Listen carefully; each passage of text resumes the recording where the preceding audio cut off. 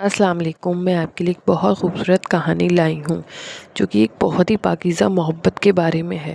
ایک روز ایک لڑکی جو کہ اپنے بوڑھے ماں باپ کے سنگ گھر میں رہا کرتی تھی، وہ ایک دور دیش میں رہنے والے سلطان نام کے لڑکے سے محبت کر بیٹھی۔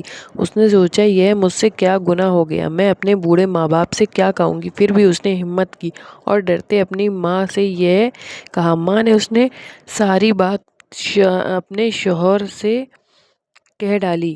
یہ بات سن کر اپنی بیٹی کو باپ پکارنے لگا۔ بیٹی ڈرتی ڈرتی آئی۔ باپ نے کہا، جو آپ کی ماں کہہ رہی ہیں وہ سچ ہے؟ اس نے کہا باپ سے، ہاں جی۔ تو باپ مسکرایا اور بیٹی سے بولا، آپ اتنی گھبرائی کیوں ہیں؟ آپ نے محبت کی ہے، کوئی چوری تو نہیں؟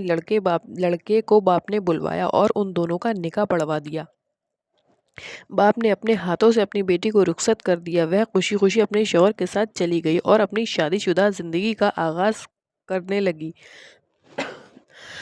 انہوں نے شکرانے کی نفل ادا کری اور اس شکرانے کی نفل میں نیک اولاد کی تمنا کی۔ اللہ نے ان کی گود بھر دی۔ پیاری سی بیٹی سے اللہ نے انہیں نواز دیا اور دوسری اولاد ہوئی تو وہ بیٹا ہوا۔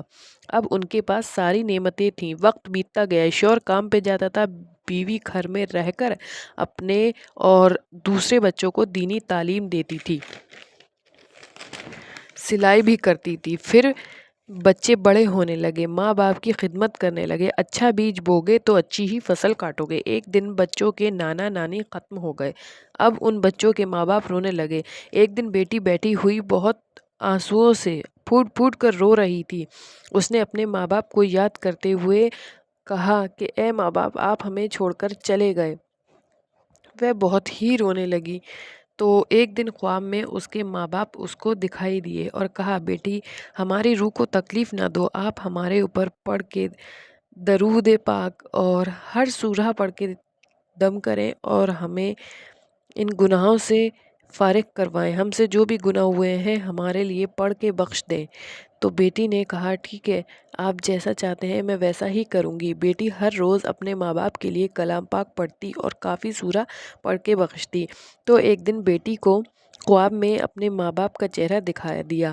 وہ بہت خوش تھے اپنی بیٹی سے اور اس کو دعائیں دینے لگے۔ اب وہ بیٹی کبھی بھی اپنی ماں باپ کو یاد کر کے نہیں روئی۔ اس کا بس اب ایک ہی خواب تھا کہ وہ اپنے شوہر کے سنگ کعبہ شریف جائے۔ تو اللہ نے اس کی یہ مراد بھی پوری کر دی۔ وہ اور اس کا شوہر دونوں کعبہ شریف پہنچ گئے۔